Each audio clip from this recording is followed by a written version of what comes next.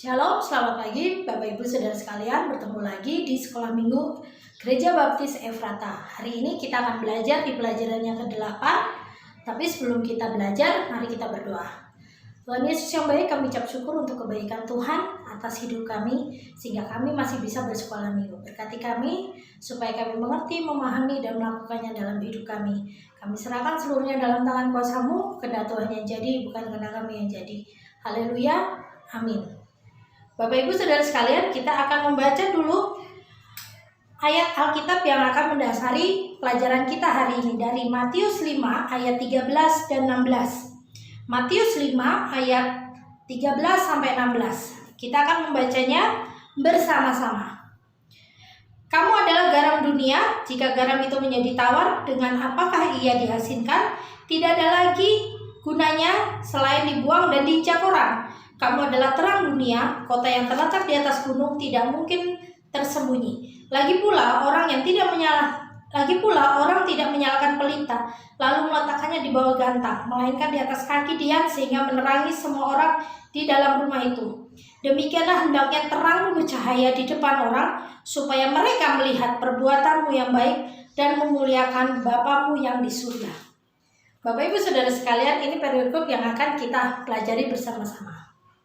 Kita akan mempelajari di bab 8 yang mengambil judul keluarga yang menjadi terang.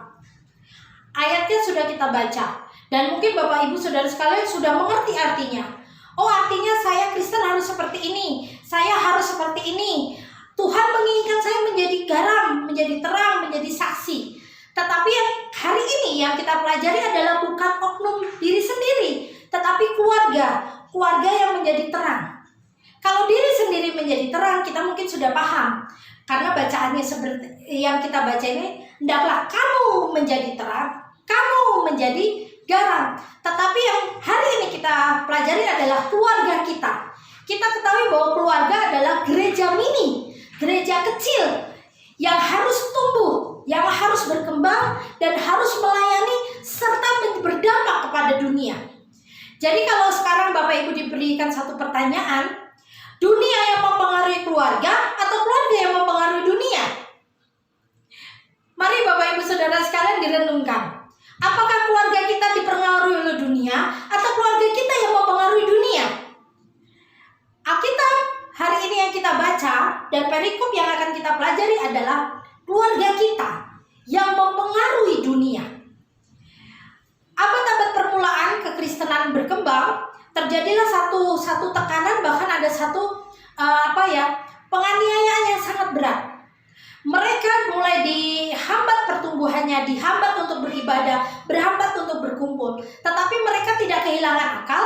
Mereka mempunyai satu simbol, satu tanda yang diberikan kepada satu tempat, sehingga mereka tahu, oh ya, ini tandanya mereka berkumpul. Kalau tanda ini muncul, berarti waktunya kita berkumpul atau waktunya kita bersekutu. Tanda ini berbentuk ikan seperti yang ada di gambar ini. Jadi bentuknya seperti ikan. Memang namanya juga ikan ya. Arti disebut adalah iktus, ICHTUS. Sebenarnya arti harafiahnya adalah memang ikan, tetapi sebenarnya itu singkatan. I-nya adalah Iosus, C-nya Kristos, T-nya Theos, U-nya Ios, S-nya Soter. Artinya Yesus Kristus anak Allah juru selamat. Waktu mereka melihat tanda ini, mereka semakin bersemangat lagi untuk melayani Tuhan. Dan anehnya, semakin mereka ditekan, semakin mereka dihambat. Bukannya semakin mereka berhenti, tetapi mereka menyebar ke seluruh dunia. Artinya diaspora terjadi, penyebaran terjadi. Bukan di saat kekristenan itu didukung, disupport, diberikan fasilitas yang banyak, tetapi waktu mereka ditekan, dihambat, dibatasi, malah kekristenan itu berkembang. Mari Bapak Ibu Saudara sekalian, kita belajar dari gereja mula-mula. Gereja kita pun menghadapi masalah, gereja kita pun mengalami keterbatasan. Tetapi kalau keterbatasan ini menjadi fokus, kelemahan ini menjadi fokus, kita nggak akan berkembang.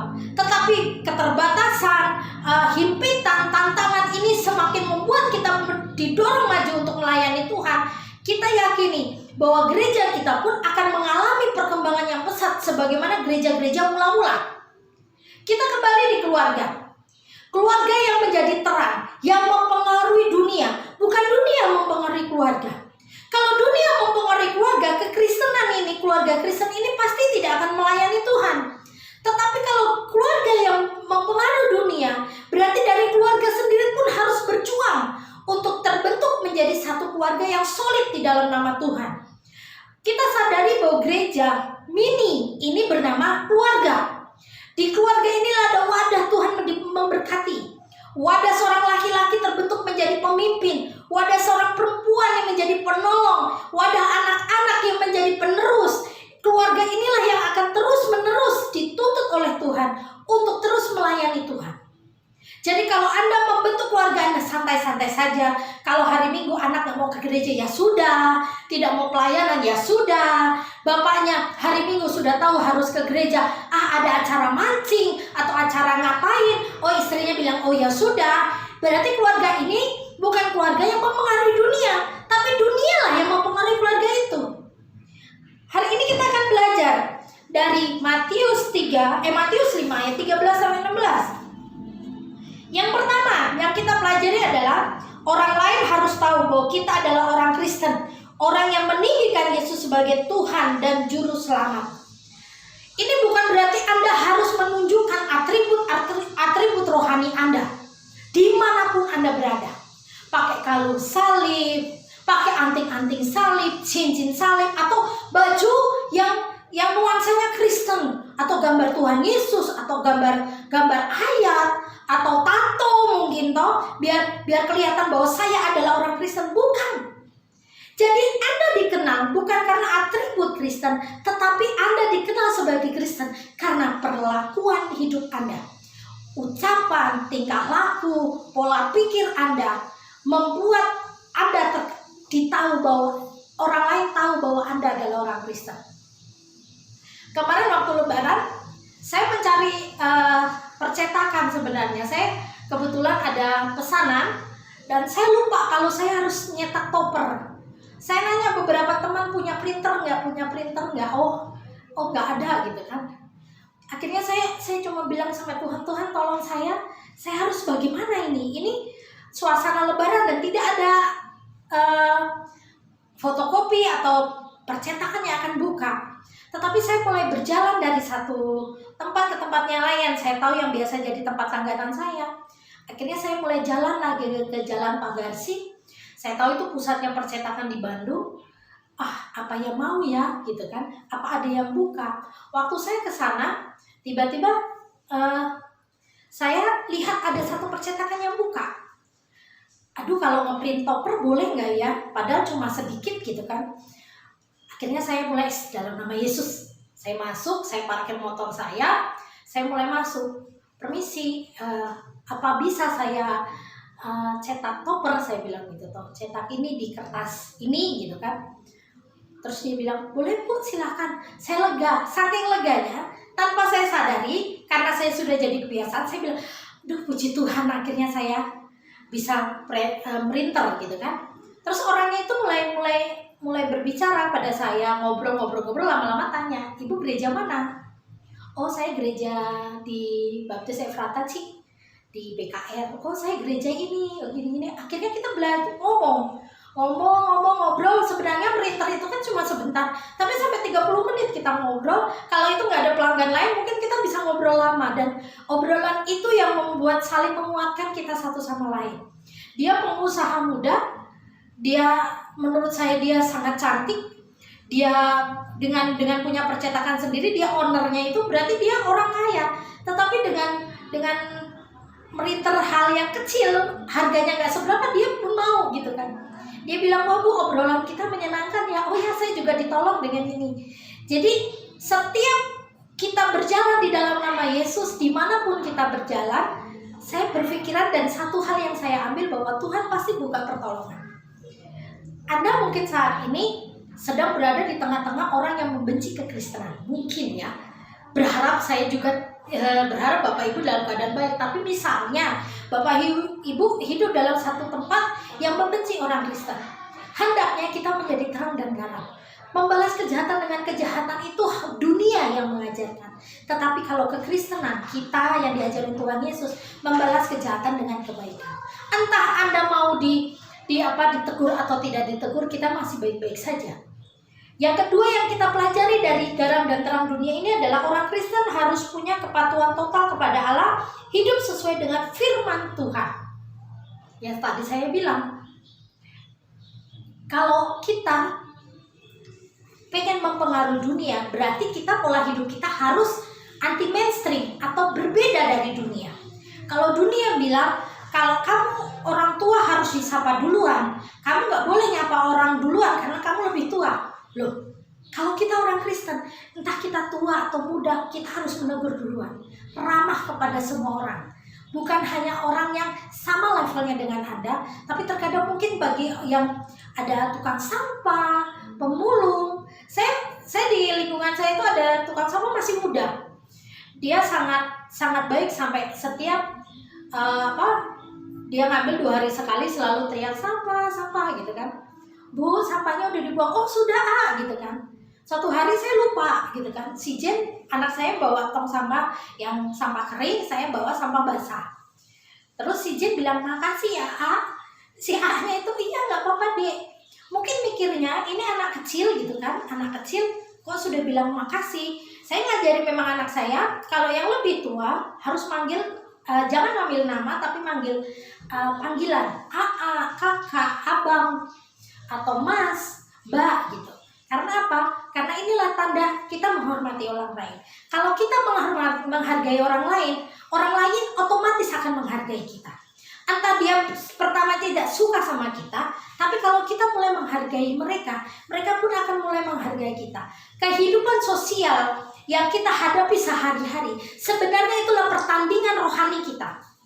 Pertandingan rohani kita bukan kalau harus kita martir atau mati saat kita menyebarkan Injil, bukan. Yang martir yang pertandingan kita sehari-hari, yaitu saat kita berhadapan dengan orang lain di lingkungan sosial kita, dengan tetangga, dengan guru anak di sekolah, dengan teman-teman yang di gereja, atau dari lingkungan masyarakat yang lebih besar, teman bekerja. Itulah pertandingan rohani kita. Saat Anda merasa bahwa pertandingan rohani Anda hanya saat Anda melayani Tuhan atau saat Anda menyebarkan Injil, Anda salah. Karena pertandingan sebenarnya adalah saat Anda menghadapi orang lain yang beda dengan Anda. Jadi yang saya maksudkan hari ini adalah dunia tidak boleh mempengaruhi keluarga Kristen, tapi keluarga Kristenlah yang mempengaruhi dunia. Yang ketiga, orang Kristen harus memiliki sikap dan perilaku yang terpuji sehingga menjadi teladan bagi orang lain. Yang keempat, orang Kristen harus peduli menjaga orang lain, memberitakan Injil kepada orang yang belum mengalami terang kasih Tuhan. Banyak orang yang percaya kepada Tuhan atau yang datang ke gereja untuk percaya pada Tuhan itu dibawa oleh siapa? Pertama keluarganya, yang kedua temannya, yang ketiga tetangganya. Jadi orang-orang kita yang sebagai orang yang terus-menerus hidup dalam dunia sosial ini harus kita menjadi terang supaya apa? Mereka tahu bagaimana Tuhan kita. Jadi pohon itu tahu baik atau tidak baik dilihat dari apanya? Dari buahnya. Kalau kita anggap bahwa kita sebagai anak-anak Tuhan ini adalah buah, sedangkan Tuhan itu pohonnya, orang lain akan mengetahui bahwa Tuhan kita baik atau tidak. Itu kan dari kita. Dari kita pohonnya. Dari kita di buahnya. Jadi kalau kita buahnya dirasa baik, manis, bermanfaat, menjadi berkat, bukankah Tuhan kita yang kita sembah ini akhirnya dikenal banyak orang? Jadi jangan pakai kalung salib, baju rohani, tapi kelakuannya amburadul, kayak begal gitu kan. Kalau di gereja angkat tangan, puji Tuhan, nyanyi haleluya, nangis-nangis. Tetapi kalau di dunia pekerjaan, saat Anda jadi bos, oh tidak, jangan. Pokoknya di gereja itu rohani, di pekerjaan tidak bisa. Pekerjaan itu ada standar begini. Tidak ada kasih. Padahal Anda banyak sekali pengusaha Kristen yang menerapkan prinsip Alkitab dalam pekerjaan mereka. Dan mereka diberkati luar biasa. Jadi kalau Anda tahu, kekristenan itu bukan hanya dibatasi oleh lingkungan pelayanan sosial saja, tetapi saat Anda dalam pekerjaan pun Anda menerapkan kasih Kristus, Anda diberkati luar biasa. Saya merasa bahwa bulan Ramadan kemarin adalah bulan yang luar biasa bagi saya, terutama dalam bisnis. Saya buat parsel snack kecil-kecilan, dan yang mereka tahu dengan nama saya, berarti saya bukan Muslim, tapi mereka banyak sekali pesan pada saya, dan saya memberikan satu kartu ucapan terima kasih. Terima kasih sudah memesan. Saya sebut namanya, terus misalnya dia pesan 10 parcel snack, saya kasih satu sebagai ucapan terima kasih. Dan ternyata cuma satu ucapan terima kasih dan satu parcel kecil ini berdampak luar biasa. Jadi Bapak Ibu Saudara sekalian, jangan sampai kita yang sudah mengenal Tuhan, kita tidak berdampak. Sekecil aja, coba kita lakukan. Senyum sama orang. Bagi orang yang di pinggir-pinggir jalan yang biasanya kalau kita belok terus ada yang jaga ya, ada yang nolongin kita nyebrang, coba ucapkan terima kasih. Makasih terima kasih Mas. Itu ucapan terima kasih mungkin lebay atau basa-basi, tetapi sebenarnya bagi mereka merasa dihargai. Jadi Tuhan Yesus mengingatkan kita hari ini supaya kita menjangkau orang lain. Bukan harus membawa Alkitab. Kamu percaya Tuhan Yesus apa enggak gini-gini? Enggak. Coba dengan hal yang sederhana saja. Berbicara dengan penuh kasih, menegur dengan penuh kasih, itu pun bisa namanya kita menjangkau orang. Lalu bagaimana dengan bersaksi kepada tetangga? Kita tadi sudah baca di Markus. Markus itu ada orang Gerasa. Orang Gerasa ini dihinggapi roh jahat. Makanya saking banyaknya dinamain legion karena saking banyak. Tapi Tuhan Yesus menolong dia. Akhirnya Tuhan Yesus bilang apa? Pulang.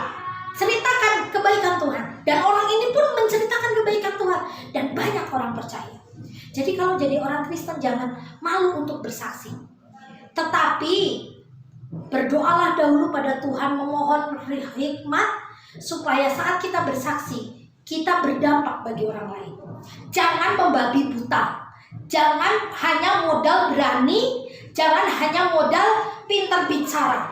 Tetapi hendaklah kita berbicara atas dasar Roh Kudus sehingga ucapan kita berdampak. Kita belajar dari orang Gerasa ini. Saat dia dihinggapi roh jahat, tidak ada orang yang nolong, tetapi Tuhan Yesus menolong orang ini, mulai memberitahukan kebaikan-kebaikan Tuhan kepada banyak orang. Yang terakhir yang saya ingin bicarakan adalah keluarga yang mendukung dalam pelayanan. Yang tadi pertama, kita sudah belajar. Hal yang pertama adalah memuliakan Allah Bapa di surga dengan kehidupan sosial kita kepada orang lain. Yang kedua adalah kita bersaksi kepada tetangga, kepada orang yang terdekat. Kita mulai bersaksi dari kehidupan sehari-hari. Jadi kebetulan di tempat tinggal saya itu kan kontrakan dengan banyak orang. Saya tuh jarang ngeluh tentang nggak punya duit ini, nggak punya beras nih, nggak boleh gini. Saya nggak pernah ngobrol. Saya nggak pernah curhat itu. Paling cuma bercanda-bercanda gini. Dan orang-orang tahunya saya adalah orang yang diberkati melimpah-limpah. Saya amini itu, saya bersyukur. Karena mereka lihat, wah Mama Jenny ini bukannya tambah kurus, tambah berat. Karena apa? Saya cuma begini, saya ngomong mau makan sedikit atau banyak, saya tuh syukurin bela. Saya bersyukurnya masih bisa pakai baju yang pantas, pakai tempat tidur, tidak di pinggir jalan. Saya syukurin itu aja. Anak saya juga sehat, suami ada. Sekarang mau apa? Mau ngeluh soal apa gitu. Saat kita mengeluh, bukannya Tuhan itu bukan jalan yang lebih besar, tapi kita malah menutup di jalan berkat itu sendiri. Saat saya ngomong gitu sama tetangga saya, mereka sudah mulai ngerti. Saat saya mulai bekerja, saya gini, mereka cuma bilang, semangat Mama Jenny, semangat yuk gitu. Kadang-kadang kalau belanja di pasar misalnya gini, beli apa itu Mama Jen? Saya ngomong beli daging gitu kan, beli daging gitu tuh. Hidup itu cuma sebentar, jangan sampai hidup susah, saya bilang gitu. Padahal yang saya bawa itu tempe, mereka tahu. Jadi saat kita ngomong sesuatu hal yang sederhana, tetapi kita mensyukurinya melimpah-limpah, sebenarnya kita sedang memberkati diri kita sendiri. Jadi saya dan tetangga-tetangga saya sekelilingnya selalu bilang saat kita beli tahu atau beli tempe atau beli ikan asin, kita bilang apa? Tahu itu beli daging, tempe itu juga kita beli apa? Beli daging juga, beli daging gitu kan. Kalau kita ikan asin kita beli ikan laut gitu. Padahal kita beli ikan asin sebenarnya, tapi itu seru-seruan dengan tetangga-tetangga saya. Dan akhirnya kita sama-sama meringankan beban orang lain dengan bercandaan kita. Kadang-kadang juga sama tetangga lain, masak apa Mbak Jen? Masak ini. Oh, aku masak ini loh, yuk sini. Makan bareng-bareng. Jadi hidup dengan tetangga itu jangan hanya melulu streng, kumpul, cangkruk dan bahas sesuatu yang rasain orang lain atau ngomongin lain. Kadang-kadang seru-seruan saja gitu kan. Dari situlah nanti kalau kita sudah dekat, kita bicara, loh kenapa sih nggak pernah ngeluh seperti tetangga saya, Mama Jenu nggak pernah ngeluh, saya mau ngeluhnya sama Tuhan saja. Mau ngeluh sama siapapun bakalan jatuhnya jelek, tapi kalau ngeluhnya sama Tuhan, Tuhan yang buka jalan. Berinteraksilah dengan tetanggamu dengan baik, Bapak Ibu Saudara sekalian, karena tetanggamu lah orang pertama yang akan menolong engkau saat engkau kesusahan. Alkitab juga bilang begitu kan? Mari tetangga kiri kanan itu disapa, tetangga kiri kanan itu ditolong. Saat kita cuma nyapu latarnya atau halamannya, itu sebenarnya orang bilang, ini terima kasih nih sudah disapu halamannya. Padahal itu nyapu cuma sebentar, tapi dampaknya itu luar biasa gitu kan. Atau nyiramin tanamannya, sekalian nyiramin tanaman kita, tanaman orang lain juga. Sikap kita sama tetangga inilah yang akhirnya nanti kelak saat kita kesusahan, saat kita butuh pertolongan, orang yang pertama yang menolong adalah tetangga kita. Karena keluarga kita mungkin kita harus pergi agak jauh gitu kan. Kalau tetangga kan di sebelahan. Jadi mulai baiklah sama tetanggamu, tapi tetap bersaksi bahwa hidup kita semua adalah hidup yang diberkati Tuhan. Kita kembali lagi di pelajaran selanjutnya adalah keluarga yang mendukung pelayanan. Jadi Bapak Ibu yang tadi saya bilang di depan, kalau dunia mempengaruhi keluarga, saat hari Minggu tahunya harus ibadah tidak ibadah malah pergi kemana, anak kemana, kakaknya kemana, ibunya kemana, bapaknya kemana, tapi tidak ada pelayanan, tidak ke gereja. Berarti keluarga ini perlu bertobat. Padahal kita sadari bahwa keluarga adalah tempat Allah bertahta untuk membentuk dan memberkati keluarga itu menjadi penerus selanjutnya. Jadi mari balik lagi, hai keluarga Kristen. Yang pertama adalah kesaksian bagi anggota keluarga. Anggota keluarga yang belum percaya Yesus dapat mendengar Injil ketika orang-orang percaya berkumpul, bersekutu di rumah. Waktu setahun yang lalu, waktu pandemi itu terjadi, pintu-pintu gereja itu ditutup. Di mana-mana ditutup. Tetapi anehnya, pintu-pintu rumah terbuka untuk Tuhan. Iya enggak? Dulu tidak ada orang yang beribadah di rumah. Mungkin ibadah kecil, ibadah sendiri. Tetapi saat pandemi, banyak sekali rumah-rumah yang dibuka untuk persekutuan, untuk beribadah. Padahal ibadah di rumah dulu dilarang. Tetapi setelah pandemi, keluarga-keluarga mulai membuka diri untuk beribadah. Inilah sisi positifnya pandemi ini. Yang kedua, kesaksian bagi tetangga. Tetangga dapat melihat dan mendengar cara hidup orang Kristen. Saya kalau udah hari Minggu saya tutup pintu jam 8 sampai jam 9, tetangga saya nggak pernah ketok-ketok. Mereka udah tahu. Saat saya mulai naik ke atas, mulai saya download ibadah karena sinyal di rumah saya itu sangat susah, jadi saya nggak bisa online. Jadi saya harus download dulu ibadah baru masuk ke rumah. Mereka udah tahu. Setiap hari Minggu, hari Rabu, mereka udah tahu ini lagi download ibadah, gitu kan? Mereka sudah, karena apa? Kita nggak sungkan-sungkan bilang, saya download ibadah, atau malu, ini lagi lagi lihat-lihat WhatsApp. Padahal akhirnya ngomong aja, saya lagi download ibadah. Kalau udah ketok-ketok pintu rumah, sedang ibadah, jangan dimatiin terus kita keluar. Enggak, diamin saja. Biarkan mereka tahu bahwa waktu kita sedang bersama Tuhan, mereka tidak boleh ganggu. Yang ketiga, mendukung penggambaran Ginjil. Gereja baru atau perintisan sering dimulai dari salah satu rumah orang percaya. Ketika gereja perintisan belum memiliki rumah ibadah yang tetap, maka rumah jemaat dapat dipakai sebagai tempat beribadah. Jadi indah ya Bapak Ibu Saudara sekalian kalau keluarga menjadi terang, menjadi damai. Jadi persekutuan dengan keluarga itu sangat penting. Cobalah ajak setiap hari bapak, ibu, anak berkumpul berdoa. Entah doa pagi atau doa malam begitu. Sehingga ada sharing, oh hari ini pengen didoain apa, pengen ini, saya menghadapi ini, tolong dong sama-sama berdoa kita. Dan inilah yang menjadi indah di mata Tuhan. Mari keluarga Kristen, mari keluarga Gereja Baptis Efrata semangat lagi, bangkit lagi. Kita menjadi keluarga yang menjadi terang. Dunia tidak boleh mempengaruhi keluarga kita, tapi keluarga kita lah yang mempengaruhi dunia. Lewat apa? Lewat ucapan, lewat tingkah laku kita, lewat pola pikir kita. Jadi kalau Anda punya sosmed, bila sosmed Anda menjadi berkat, bukan hanya makian, sindiran, kata-kata kotor yang keluar, tetapi yang ada menjadi berkat. Kalau Anda mempunyai anak-anak muda, remaja, apalagi saya kalau lihat statusnya mereka kadang-kadang, ya ampun ini anak ngomong kata-kata kotor kok gampang sekali keluar gitu kan.